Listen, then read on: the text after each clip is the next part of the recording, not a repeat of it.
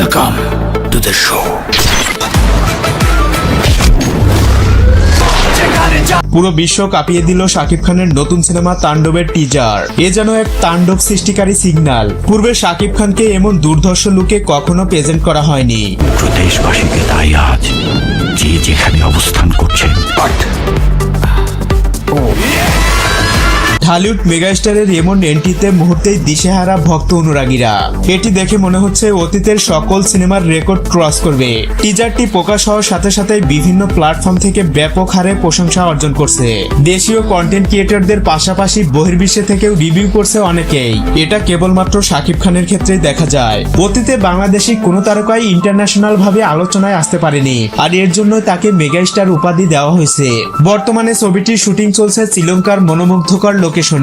সেখান থেকেই ছবিটির শেষ লটের দৃশ্য ধারণ শেষ করা হবে।